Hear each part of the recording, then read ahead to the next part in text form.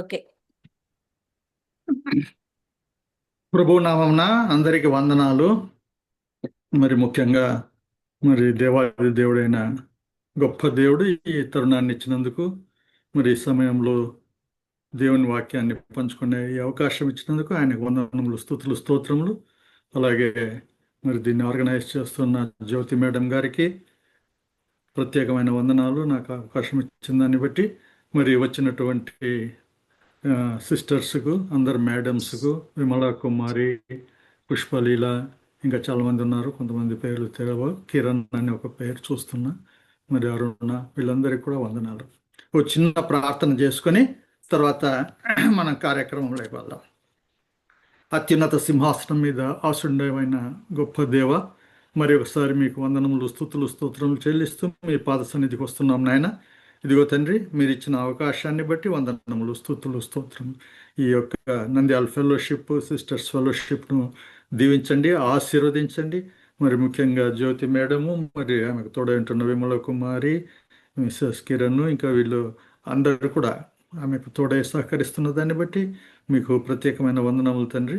ఇదిగో నాయన, మా నోటి మాటలు, హృదయ ధ్యానములు మీకు అంగీకారంగా ఉండునట్లును, మరి పరిశుద్ధాత్మ దేవుడు మరి ఆయన యొక్క మాటలు మాకు వినిపిస్తూ మీ బిడ్డనైన నన్ను సిలువ చాటును మరుగుపరిచి మీరే ఘనత, మహిమ, ఆధిక్యతను పొందమని యేసునామమున అడిగి వేడుకొంచున్నాం తండ్రి. ఆమేన్. ఆమేన్. ఈరోజు అంశం ఏమిటంటే గాడ్ ఓపెనింగ్ ది ఐస్. దేవుడు మన నేత్రాలను తెరవటం అన్నమాట. ఈ యొక్క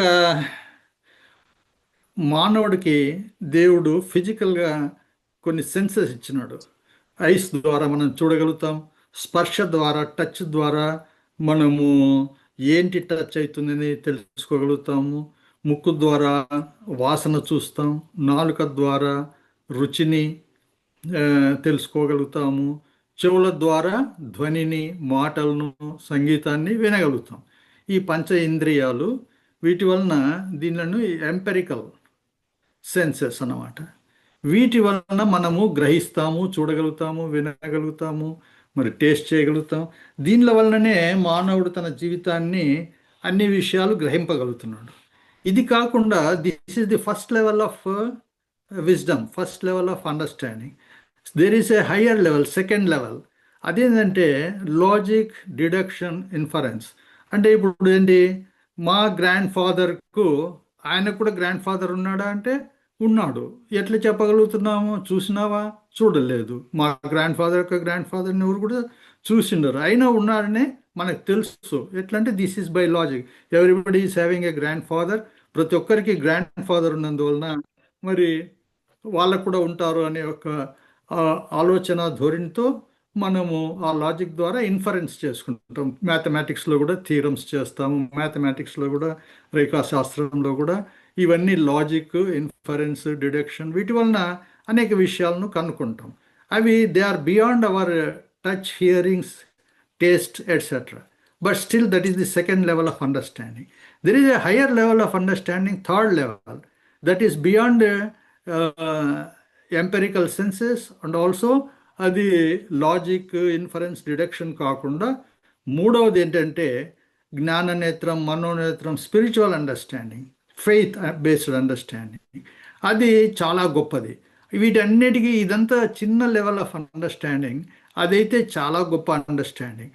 మరి అది ఏంటి, ఎట్లా ఉంటుంది, దాని గురించి బైబిల్లో ఏం చెప్తున్నారనే విషయాలు, కొన్ని విషయాలు, జ్ఞాన నేత్రం, మన మనోనేత్రం, మన ఆత్మీయ నేత్రాలు ఎలా తెరవబడాలి, ఏం జరుగుతుంది బైబిల్లో, కొన్ని విషయాలను చూస్తాం.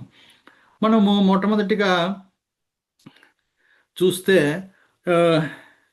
ఒక సన్నివేశం, 2వ రాజులు 6వ అధ్యాయము 15 నుండి 17 వచనాల్లో చూస్తే అక్కడ ఏంటైంది, ఆ సన్నివేశం ఏంటంటే అక్కడ సిరియా రాజు, ఆయన ఇస్రాయేలు రాజు మీద దండెత్తుతున్నాడు.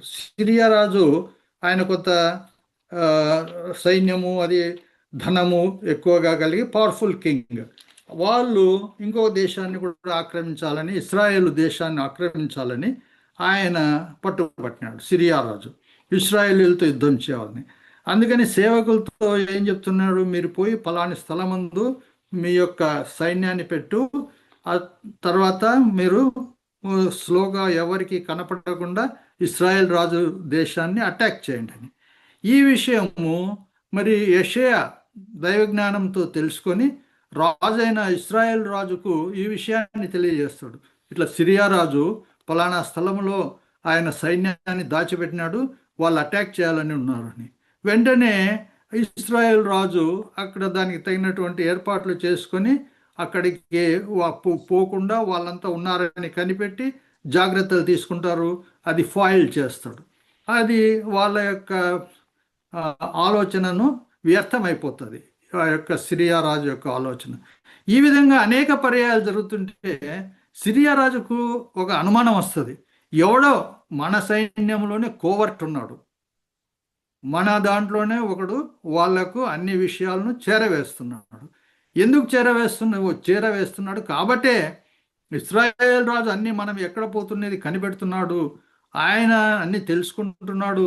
కానీ మనం ఇంత సైన్యంతో, రథములతోటి, గుర్రాలతోటి పోతున్నా కూడా ఆయన తప్పించుకుంటున్నాడు. దీనికి కారణం ఎవరున్నారు ఇక్కడ మన దాంట్లో, ఈ మన సైన్యంలో ద్రోహి ఎవడున్నాడు, కోవర్ట్ ఎవడున్నాడు అనే విషయాలు చెప్పేవాడంటే అప్పుడు ఒక సైనికుడు చెప్తాడు, అయ్యా ఇక్కడ ఎవరు చెప్పటం లేదు, మరి ఆయనకి ఎట్లా విషయాలు తెలుస్తున్నాయంటే ఆయన దగ్గర ఒక ప్రవక్త ఉన్నాడు, ఆయన దగ్గర ఆ ప్రవక్త మీ యొక్క పడక గదిలో, మీ యొక్క అంతఃపురంలో ఏం మాట్లాడుతుంటారో ఆ మాటలను కూడా ఆయన విని చేరవేస్తాడు రాజుకు. అందుకని మీరు చేసే ఆలోచనలు, మాటలు అన్నీ ఆయన వినగలుగుతాడు, ఆయన రాజుకు చేరవేరుస్తున్నాడు. అరే ఆయన ఎవరు, ఎక్కడున్నాడు అంటే ఆయన ఉన్నాడు, ఒక ప్రవక్త, ఆయన పేరు ఎలీషా, ఆయన దోతాను అనే గ్రామంలో ఉంటాడు, ఆ పట్టణంలో ఉంటాడు. అక్కడికి నుండి అన్ని విషయాలు చెప్తున్నాడు. సరే రాజు అసలే ముందు ఈ ఇస్రాయేల్ రాజును జయించాలంటే ఇతన్ని పట్టి ఈయనను చంపేయాలా, ఈ యొక్క ప్రవక్తను, ఎలీషా ప్రవక్తను చంపేస్తే ఆయనకు వచ్చే ఇన్ఫర్మేషన్ అంతా పోతుంది. కాబట్టి సైన్యాన్ని, రథాలను, గుర్రాలను ఆ దోతాను పట్టణానికి రాత్రి పంపిస్తాడు. అక్కడ వాళ్ళు చుట్టుముట్టి ఉంటారు, ఈ రథాలు, గుర్రాలు, సైన్యము అంతా. ఈ యొక్క యెషయా ప్రవక్త దగ్గర ఉన్నటువంటి ఆయన సేవకుడు ఉదయాన్నే బయలుదేరి వెళ్ళి అక్కడ ఆయన ఆ పనివాడేంటి పెందలగన్నే లేచి బయటికి వచ్చినప్పుడు ఆ గుర్రాలను, రథములను, సైన్యంను అవన్నీ పట్టణం చుట్టూ ముట్టి ఉంటే అప్పుడు పోయి ఆ యొక్క ప్రవక్త దగ్గర అంటున్నాడు, అవన్నీ చూసి ఏమంటున్నాడు, నా ఏలినవాడా మనం ఏం చేయదుము, ఈ సైన్యము, రథములు, గుర్రాలు మన పట్టణం చుట్టూ ముట్టినాయి, మన ఇంటి చుట్టూ ముట్టినాయి, మరి వాళ్ళందరూ వచ్చినారు అంటే అప్పుడు ఆయన అంటున్నాడు, ఎలీషా ప్రవక్త, భయపడవద్దు, మన పక్షంలో ఉన్నవారు 16వ వచనం అన్నమాట, 6వ అధ్యాయము 2వ రాజులు గ్రంథము 6వ అధ్యాయం 16లో ఏమంటున్నాడంటే, 2వ రాజుల పుస్తకము 6వ అధ్యాయము 16వ వచనం, అతడు భయపడవద్దు, మన పక్షంలో ఉన్నవాడు వారి కంటే అధికులై ఉన్నారని చెప్పి యెహోవా వీడు చూచినట్లు దయచేసి వీని కండ్లను తెరవమని ఎలీషా ప్రార్థన చేయగా యెహోవా ఆ పనివాని కండ్లను తెరిచినాడు. అప్పుడు ఎలీషా ప్రార్థన చేసినాడు, వాడు చెప్పినాడు మొదట, భయపడవద్దయ్యా, ఇక్కడ మన పక్షాన కూడా అంతకంటే ఎక్కువ ఉన్నారు, నువ్వేం భయపడవద్దు అని దేవుణ్ణి ప్రార్థన చేసి వీడి కళ్ళు తెరవండి అన్నాడు. అప్పుడు అతను కళ్ళు తెరిచి చూస్తే ఏం చూసినాడు, పర్వతములు చుట్టూ ఉన్నాయి, అగ్ని గుర్రముల చేత అగ్ని ఉంది, గుర్రాలు ఉన్నాయి, రథములు ఉన్నాయి. అవన్నీ చూసి అప్పుడు ఎలీషా వాళ్ళందరి దగ్గరికి వచ్చినప్పుడు వారిని అందరినీ, ఆ యొక్క సిరియా రాజు సైన్యాన్ని అంధత్వంతో మొత్తమని ఆయన ప్రార్థన చేస్తాడు. వాడు గుడ్డివాడైతాడు. ముఖ్యంగా ఏంటంటే అక్కడ దేవుడు గుర్రాలను, రథాలను, సైన్యాన్ని, అగ్నిని ఈ యొక్క ఎలీషాకు రక్షణార్థమై, ఎలీషాకు, ఆ పట్టణానికి, ఆ దోతాను పట్టణానికి, ఆ ఎలీషా సేవకుడు యొక్క పనివానికి వీరందరికీ రక్షణార్థమై దేవుడు పంపించినాడు. ఎలీషా అయితే చూడగలుగుతున్నాడు, కానీ ఈ పనివాడు వాటన్నిటినీ చూడలేకపోయినాడు. ఎందుకంటే మన చుట్టూ దేవుని యొక్క ప్రొటెక్షన్ ఎల్లవేళలా ఉంటుంది. ఆయన ప్రొటెక్షన్ ఇస్తాడు. కాబట్టి అది మనం చూడలేము. అనేక పర్యాయాలు మనం ఏమనుకుంటామంటే, అరే ఇన్ని కష్టాలు వచ్చినాయి, ఇబ్బందులు వచ్చినాయి, మన కళ్ళకు కనపడేది, మనం వినేది, వాటిని గురించే మనం భయపడుతుంటాం, కానీ దేవుని ఏర్పాటును చూడలేకపోతున్నాం. ఈ సందర్భంలో ఒకటి రెండు ఎగ్జాంపుల్స్. ఒక ఆయన గిబ్స్ ప్యాటన్ అని స్కాట్లాండ్ మిషనరీ అన్నమాట.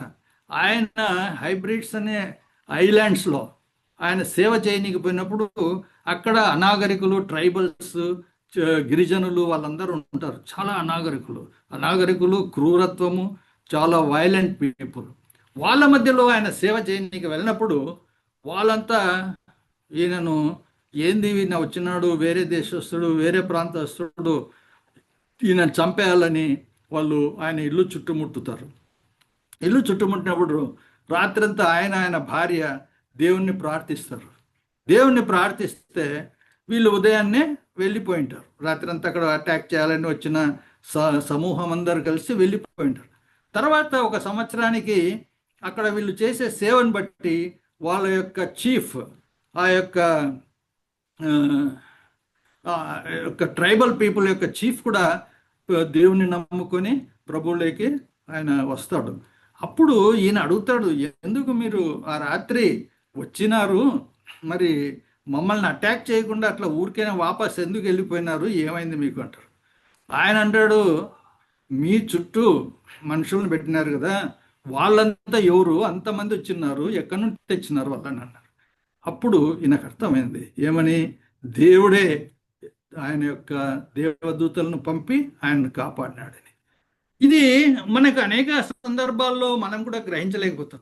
లాస్ట్ ఇయర్ ఒకసారి మేము ఊటా ఎల్లోస్టోన్ పార్క్కి వెళ్ళినప్పుడు టూర్ అని, అక్కడ అది ఘాట్ రోడ్, ఆ ఘాట్ రోడ్లో నుండి కింద వాటర్ అక్కడ ప్రవహిస్తుంటుంది.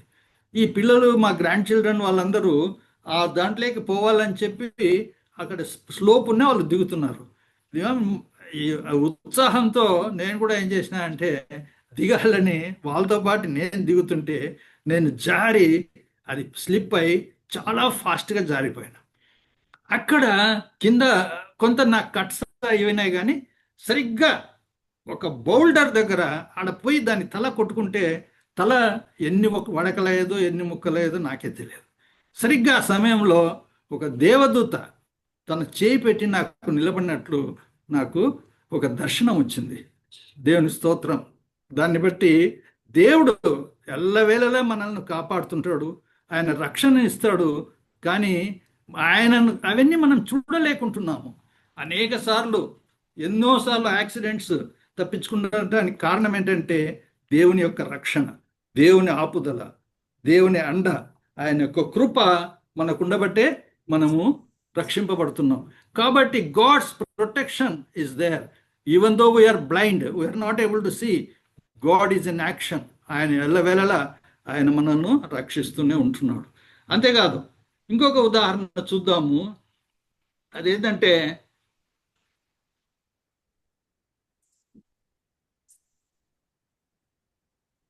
యొక్క ఆది కాండంలో చూస్తే 21వ అధ్యాయంలో అక్కడ హాగర ఉంది. మరి హాగర్ను వెళ్ళగొడతాడు అబ్రహాముకు హాగర్ ద్వారా ఇస్మాయిల్ సంతానం అవుతుంది. దాని తర్వాత షారా ద్వారా ఇస్సాకు సంతానమైనప్పుడు మరి ఆయన కాంపిటీటర్ అవుతాడని చెప్పి సారా వాళ్ళు చెప్తే, సరే సారా మాటలు విని మరి ఆ పిల్లవాడిని బయటికి పంపించాలి. హాగర్ను, ఇస్మాయిల్ను పంపించినప్పుడు ఏంటంటే ఏం చేసినాడు, ఇది చూడండి. జెనసిస్, ఆది కాండము 21వ అధ్యాయము 14 నుండి 19 వరకు. తెల్లవారినప్పుడు అబ్రహాము లేచి ఆహారమును నీళ్ల తిత్తిని తీసుకుని ఆ పిల్లవానితో కూడా హాగరునకు అప్పగించి ఆమె భుజం మీద వాటిని పెట్టి ఆమెను పంపివేశాను.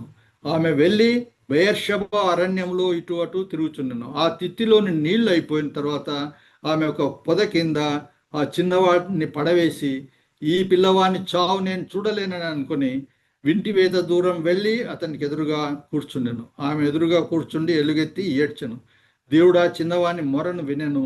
అప్పుడు దేవుని దూత ఆకాశం నుండి హాగరుని పిలిచి, హాగరు, నీకేమి వచ్చినది? భయపడ, ఆ చిన్నవాడున్న చోట దేవుడు వాని స్వరం విని ఉన్నాడు. నీవు లేచి ఆ చిన్నవాడిని లేవనెత్తి నీ చేత పట్టుకొనుము, వారిని గొప్ప జనముగా చేశానని ఆమెతో చెప్పాను. మరియు దేవుడు ఆమె కన్నులు తెరిచినందున ఆమె నీళ్ళ ఊట చూచి వెళ్ళి ఆ తిత్తిని నీళ్లతో నింపి చిన్నవానికి త్రాగనిచ్చాను. చూడండి, ఇక్కడ ఏమైంది? అబ్రహాము శారా కలిసి ఈ యొక్క హాగర్ను, ఈ హాగర్ అనేమే మొట్టమొదటి దాసి, ఆ, ఆమె కాంకుబైన్ అంటారు. మరి ఆమె ఐగుప్తీయురాలు, మరి ఆమె ద్వారా కలిగిన సంతానం ఇష్మాయిలు, వాళ్ళని పంపించేయాలని చెప్పి మరి ఆయన ఒక తిత్తి నీళ్లు అవన్నీ ఇచ్చేసి అక్కడ నుండి ఆమె వెళ్ళిపోతుంది. ఆమె భుజం మీద పెట్టి ఆమెకు ఆహారము నీళ్ళ తిత్తినిచ్చి ఆ పిల్లవాడితో కూడా పంపించేస్తారు అబ్రహాము సారా కలిసి. ఆమె బేర్షవా అరణ్యంలో ఇటు అటు తిరుగుతున్నది. ఇదే బేర్షవా అని ఇప్పుడు బేర్షవా అని అంటున్నారు. అక్కడ బాంబులు వేస్తున్నారు. అది ఇజ్రాయెల్లో ఉన్నటువంటి ప్రాంతం బేర్షవా అనేది. అక్కడ ఇప్పుడు నిన్న హాస్పిటల్ కూడా ఒక అటాక్ అయింది, అదే బేర్షవా. ఆ ప్రాంతము అప్పట్లో అరణ్యం ఉన్నది. అబ్రహాము సమయం అంటే దాదాపు మోషే కంటే ముందు, అది దాదాపు 3,800 4,000 సంవత్సరాల పూర్వం జరిగినటువంటి విషయం. ఆమె పోయి అక్కడ తిరుగుతా చేస్తూ ఉంది అరణ్యంలో. నీళ్ళు అయిపోయినాయి, ఆహారం అయిపోయింది. ఇంకా ఆమె పిల్లవాడిని అక్కడ పెట్టేసి దూరం పోయింది. ఇంకా పిల్లవాడు చనిపోతే నేను చూడలేనని చెప్పి వింటి వేత దూరం అంటే ఒక వింటి ఎస్ బౌ అండ్ యారో, ఒక యారోను బౌ ద్వారా కొడితే ఎంత దూరం పోతుందో ఆ దూరాన్ని వింటి వేత దూరం. బైబిల్లో చాలాసార్లు కాలినడకన పోయేంత దూరము, వింటివేత దూరము, వేతకుట దూరము, ఇలాంటివి, కూతవేటు దూరము అంటే ఎంతవరకు శబ్దం వినపడుతుందో అలాంటి దూరాలు ఆ కాలంలో అలా వర్ణింపబడినాయి. డిస్టెన్స్ ఇలాగా ఈ మీటర్స్, గొలుసులు వాటితో కొలిసేవాళ్ళు కాదు. అప్పుడు దేవుని దృష్టి ఏమనింది? ఆకాశం నుండి హాగరుని పిలిచి, హాగరు భయపడకము, దేవుడు వాని స్వరము విన్నాడు. 19 దాంట్లో చూస్తే వచనంలో, దేవుడు ఆమె కన్నులు తెరిచినందున ఆమె నీళ్ళ ఊట చూసి వెళ్ళి ఆ తిత్తిని నీళ్లతో నింపి చిన్నవానికి త్రాగించాడు. అప్పటి నుండి బ్రతికి ఇచ్చేసి, దేవుడు he provides provisions for us. Not only protection, he takes care of our protection, he provides us provision. మనకు ఆహారంని దేవుడు అనుగ్రహిస్తాడు. కానీ మనం చూడలేకుండా, అక్కడనే ఆహారం పెట్టినాడు దేవుడు. ఆమె చూడలేకుండా ఉంటే ఆమె కళ్ళను తెచ్చాలకు ఆమె చూడగలుగుతుంది. సో దేవుడు మనకు అనేక పర్యాయాలు, మనకు కష్టాలు వస్తున్నాయి, మనకు ఇబ్బందులు వస్తున్నాయి, ఫైనాన్షియల్గా కానీ, మరి ఇంకొక రకంగా కానీ, మరి మందులు లేక సిక్నెస్ కానీ, మరి అనేక రకమైన బాధలు ఉన్నప్పుడు దేవుడు వాటన్నిటికీ ఆయన సొల్యూషన్ పెట్టింటాడు. మరి ఆ సొల్యూషన్ని మనం చూడలేకుండా ఉంటాము, బాధపడుతుంటాము, వరి అవుతాము, మరి చాలా మనస్తాపం చెందుతాము, మరి దుఃఖపడతాం. అదంతా కాదు. దేవుడు మనకు తప్పకుండా he will provide provision. He is a God. Not only he provides protection, he provides provision. ఆయన పేరే జహోవా జైరే, అంటే ఆయన God who provides. Jehovah Jireh అంటే గాడ్ హూ ప్రొవైడ్స్. అబ్రహాముకు మళ్ళీ ఇస్సాకును వధించేటప్పుడు ఆయన అక్కడ గొర్రె పిల్లను కూడా ఆయనే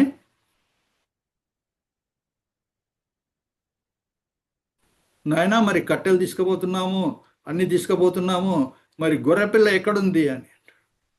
గొర్రెపిల్ల దేవుడే దాన్ని చూసుకుంటాడని చెప్తాడు. So God provides. కాబట్టి మనము ఏ విషయాన్ని కూడా భయపడనక్కర్లేదు. మరి ఏం తినదుమో, ఏమి త్రాగుదుమో, ఎట్లా, ఎప్పుడు మందులు వస్తాయో, ఏ డాక్టర్ చూసుకుంటాడో, ఏ మనల్ని ఎవరు పట్టించుకుంటారో, ఎవరు పట్టించుకోరు, ఎవరు ఏమి చేస్తారో, మరి ఇన్ని ఇబ్బందులు ఉన్నాయి, ఎట్లా అవుతుంది అనేది మనం చూసుకోవాల్సిన, మనము వరి కావాల్సిన అవసరత లేదు. మనకు చక్కని కృపను అనుగ్రహించి ఆయన్ని ప్రొవైడ్ చేస్తాడు. He got who provides. So protection, provision. ఇంకోటి ఏంటంటే, దేవుడు మనకు కంపాషన్ కూడా కలగ చేస్తాడు కొన్నిసార్లు. మనము మత్తయి సువార్త 9:36లో చూస్తే ఏమనుందంటే, మత్తయి సువార్త 9:36లో ఆయన సమూహములను చూచి వారు కాపరిలేని గొర్రెల వలె విసికి చెదిరి ఉన్నందున వారి మీద కనికరపడ్డాడు. సో ఆయన చూడ్డం, అనేకులు ఆయన చుట్టూ ఉండలేకపోయినారు. ఎవరిని? అనేక అక్కడ ప్రజలు ఉన్నారు కానీ, అందరు చూస్తున్నారు కానీ, ఈయన చూసినప్పుడు వాళ్ళందరూ మరి కాపరి లేని గొర్రెల వలె విసిగిపోయి ఉన్నారు, చెదరినందినారు. They were harassed and helpless like sheep without a shepherd. So ఈయన చూపు, దేవుని చూపు అలా ఉంది. మనము చూడలేకపోతున్నాం. మనకు దేవుడు మనోనేత్రాలు తెరిచినప్పుడు, మరి ఇబ్బందుల్లో ఉన్నవారు, కష్టాల్లో ఉన్నవారిని చూసినప్పుడు వారి మీద జాలి, కనికరం వస్తుంది. మరి మన మేడం గారు కూడా ఎంతోసారి కర్నూలులో ఉన్నటువంటి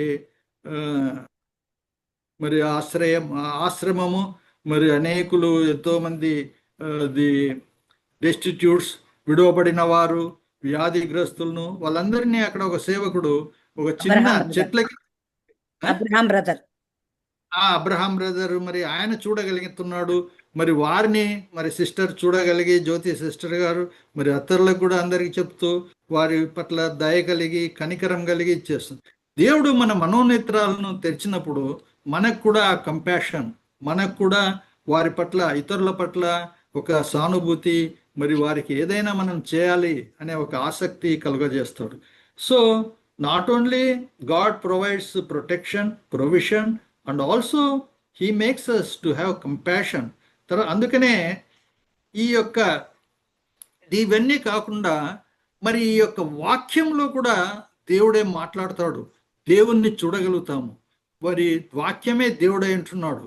అది ఎలా దేవుణ్ణి చూడగలగాలి, దేవుని యొక్క ఆశ్చర్య కార్యాలను చూడగలగాలి అంటే, కీర్తనలు 119:18లో రాయబడింది, నేను నీ ధర్మశాస్త్రం నందు ఆశ్చర్యమైన సంగతులను చూచినట్లు నా కన్నులు తెరువుము అంటున్నాడు. సో ఈ మనోనేత్రాలను, జ్ఞాన నేత్రాలను, హృదయ నేత్రాలను, ఆత్మీయ నేత్రాలను దేవుడే తెరవగలుగుతాడు. సో వాటిని మనం ఎన్ని పుస్తకాలు చదివినా, ఎన్ని పిహెచ్డీలు చేసినా, ఎన్ని డాక్టరేట్లు ఉన్నా, ఇంకా ఏమేమి చదివినా కూడా మనోనేత్రాలు, జ్ఞాన నేత్రాలు, ఆత్మీయ నేత్రాలు దేవుడు తెరిస్తే తప్ప అవి తెరవబడవు. కాబట్టి దేవుణ్ణి మనం వేడుకోవాలి, ఆయనను ప్రార్థించాలి. ఇక్కడ ఏమంటున్నాడు కీర్తనాకారుడు, నేను నీ ధర్మశాస్త్రం నందు ఆశ్చర్యమైన సంగతులను చూచినట్లు నా కన్నులు తెరువుము. ధర్మశాస్త్రము మరి బైబిల్లో అన్ని విషయాలు, అందరికి సరిపడ్డ విషయాలు, అన్ని సమయాలకు సరిపడినటువంటి విషయాలు, అన్ని పరిస్థితులకు సరిపడే విషయాలు మనకు ఆదరణకరంగాను, మనకు ప్రోత్సాహకరంగాను, మనకు ఉపయోగకరంగాను ఉంటాయి.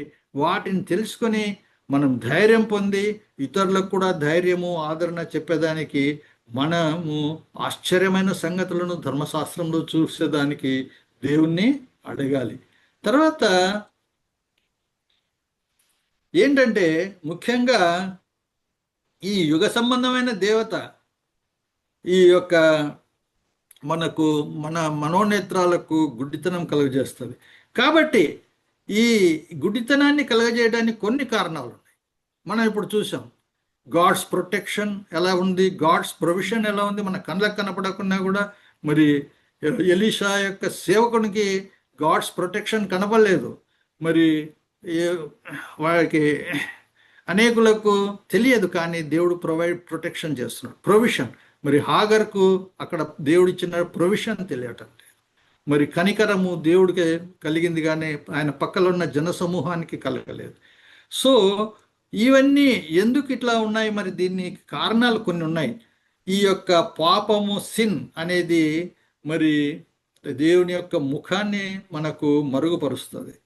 మరి యెషయా 6వ అధ్యాయము 1వ వచనంలో ఆయన ఏముంది, ఆయన 6వ అధ్యాయంలో ఏమనుంది, అత్యున్నత సింహాసనం మీద ఆసీనుడైన దేవుడు ఆయన చూసినాడట. ఆ టెంపుల్ దగ్గరకు అందరు పోతున్నారు, కానీ ప్రధాన యాజకుడు అయితే సంవత్సరానికి ఒకసారి లోపల హోలీ ఆఫ్ ది హోలీ ప్లేసెస్కి వెళ్ళగలుగుతాడు, కానీ మిగతా ఎవరు వెళ్ళలేరు. అట్టి స్థలానికి దేవుణ్ణి ఎవరు కూడా చూడలేదు. మరి యెషయా దేవుణ్ణి చూసినాడు. మరి ఆయన యొక్క ట్రైన్, ఆయన యొక్క వస్త్రము మంది ఆలయం అంతా నింపింది. మరి ఆయన పైన సెరాఫిమ్స్, దేవదూతలు ఎగురుతున్నాయి. ఒక్కోదానికి 6 రెక్కలు ఉన్నాయి. 2 రెక్కలతో కళ్ళు మూసుకున్నాయి, 2 రెక్కలతో కాళ్ళను మూసుకున్నాయి, 2 రెక్కలతో ఎగురుతున్నాయి. హోలీ హోలీ హోలీ, దేవుడు పరిశుద్ధుడు పరిశుద్ధుడు పరిశుద్ధుని అవి వాళ్ళలో అవి మాట్లాడుతున్నాయి. ఇవన్నీ ఆయన చూస్తున్నాడు. ఎట్లా చూస్తున్నాడు? దేవుని నేత్రం. But this are all real. యాక్చువల్గా ఇవన్నీ కూడా రియల్. ఇదంతా ఆ, ఏదో ఆ, ఊరికే కట్టుకథలు కాదు, ఇమాజినరీ స్టోరీస్ కాదు, real. Many people are seeing. అందుకనే ప్రవక్తలు కూడా జరగబోయే సంగతులను చూడగలిగినారు. మరి చాలా మందికి దైవ దర్శనాలు కలిగి అనేకమైన విషన్స్ దాని ద్వారా అవి జరిగినటివి, అవి జరగబోయేటివి చూసినప్పుడు అవి తప్పకుండా జరిగినాయి చాలా మంది జీవితాల్లో. కాబట్టి దిస్ ఈజ్ ఆల్ రియల్. మరి ఇక్కడ చూస్తాం కొన్ని విషయాలు ఎందుకు ఆటంకపరుస్తున్నాయంటే, యెషయా 59:2లో మీ పాపములు ఆయన ముఖమును మీకు మరుగుపరచను గనక ఆయన ఆలకింపకున్నాడు. సో ద సిన్, ఆయన ముఖాన్ని, మనం దేవుని ముఖాన్ని చూడగలిగితేనే మన కన్నులు అన్ని విషయాలను చూడగలుగుతాయి. కాబట్టి దేవుని ముఖాన్ని చూడాలంటే మన పాపములను మనము విడిచిపెట్టాలి. అప్పుడే మనకు దేవుని ముఖాన్ని చూడగలుగుతాం, దేవుని ప్రత్యక్ష కలుగుతుంది. దేవుడు మన యొక్క మాటలను ఆయన వింటాడు. యెషయా 59:2లో ఉంది. తర్వాత ఇంకా వేరే విషయం ఏంటంటే ప్రైడ్ అండ్ సెల్ఫ్ సఫిషియన్సీ. నేను చదువుకున్నా, నాకు ఉద్యోగం ఉంది, నేను సంపాదించుకున్నా, నా పిల్లలు సంపాదించినారు, నాకు లక్షణంగా ఉన్నాను అని అనుకున్నప్పుడు, నాకేమి కొదవ లేదనుకున్నప్పుడు, అప్పుడు కూడా దేవుడు మన గుడ్డితనము కలుగజేస్తాడు. ప్రకటన గ్రంథము 3:17లో చూడండి. ఎవరైనా చదువుతారా? నాన్న చదవమంటారా? 3:17. నీవు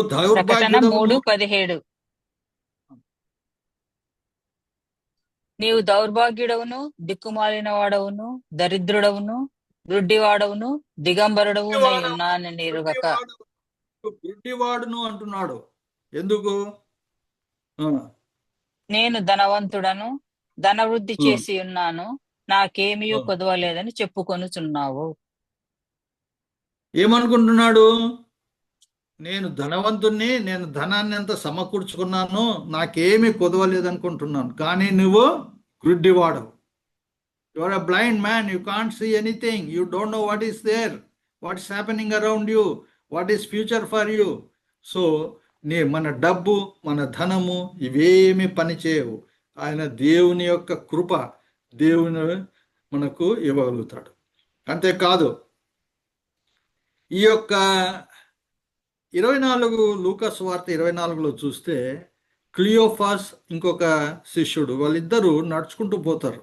అప్పుడు యేసుక్రీస్తు ఆ రోజు ఆదివారం పెందలకడనే లేచి మరి ఆ రోడ్లో వెళ్తుంటారు. ఈ శిష్యులు యెరూషలేం నుండి ఎమ్మాయికి పోతారు. అది దాదాపు 7 మైళ్ళ దూరం ఉంటుంది. అక్కడ యేసుక్రీస్తు కూడా ఆయన జెరూషలేంలోనే సిలువ వేయబడి, అక్కడనే పాతి పెట్టబడి, శుక్రవారం రోజు పాతి పెట్టబడి, ఆదివారం పెందలకడనే లేస్తాడు. స్త్రీలకు కనపడతారు. మరి తర్వాత ఆయన వెళ్ళిపోతాడు. మీరు వెళ్ళి శిష్యులకు చెప్పండి, ఆయన లేచి ఉన్నాడు, ఇక్కడ లేడని చెప్పండి. అవన్నీ అయినాక ఆయన యేసుక్రీస్తు వస్తుంటే వీళ్ళతో నడుస్తాడు. వీళ్ళు అనేక విషయాలు మాట్లాడుతుంటే ఆయన, ఎవరి గురించి మాట్లాడుతున్నావు అంటే, నువ్వు ఒక్కడైనా ఇవన్నీ ఏం తెలియదా? నీకు నజరేయుడైన యేసుక్రీస్తు గురించి ఏం తెలియదా? ఆయన సిలువ వేసినారు, ఆయన ఇదంతా అయినారు, మాలో కొందరు స్త్రీలు పోయి ఆయన లేచినాడని చెప్తున్నారు, ఇది నమ్మేదా లేదా అంటే, అప్పుడు ఆయన వాళ్ళకు వాక్యాలన్నీ చెప్తాడు. మరి మోషే సమయంలో ఆయన ఏం రాసినాడు ప్రవచనాలు, యెషయా ఏం రాసినాడు, ఆయన అనేక మంది ప్రవక్తలు ఎవరెవరు ఏం రాసినారు, ఇవన్నీ మీరు వినలేదా, చదవలేదా, ఏంటి మరి లేస్తాడని తెలుసు కదా అంటే, అప్పుడు వాళ్ళకి అర్థం కాలేదు.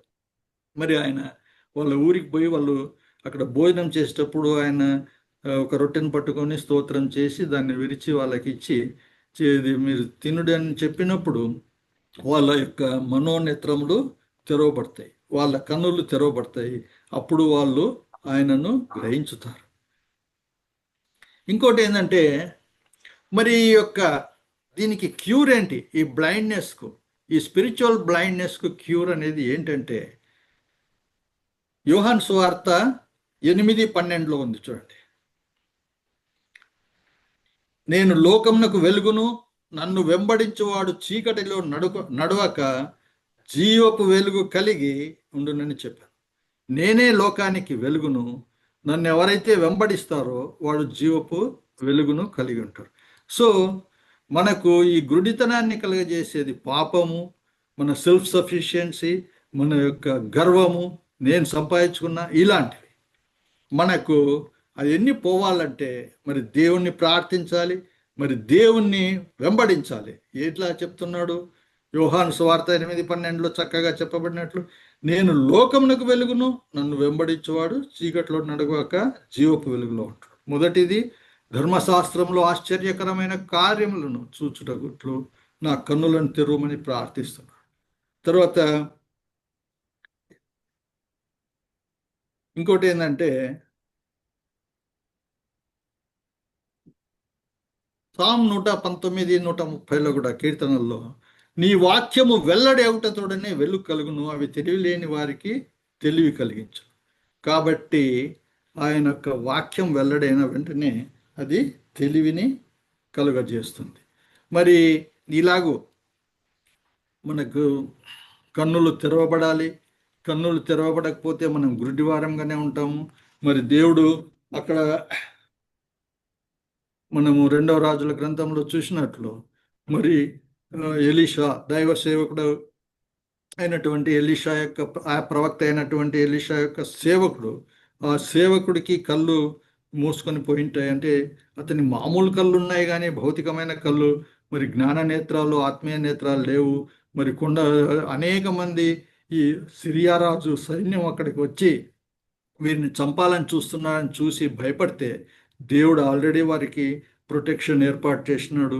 ఆ యొక్క దేవుని యొక్క రథాలు, దేవుని యొక్క గుర్రాలు, దేవుని యొక్క సైన్యం అంతా చుట్టుపెట్టి అక్కడ అగ్ని కూడా పెట్టి మరి వారిని సంరక్షించేదానికి దేవుడు సిద్ధంగా ఉన్నప్పుడు అతని కన్నులు తెరవబడితే, వాళ్ళకంటే మనది ఎక్కువ సైన్యం ఉంది, వాళ్ళకంటే మనది పవర్ఫుల్ సైన్యం అని వాళ్ళు ధైర్యం పొందుతారు.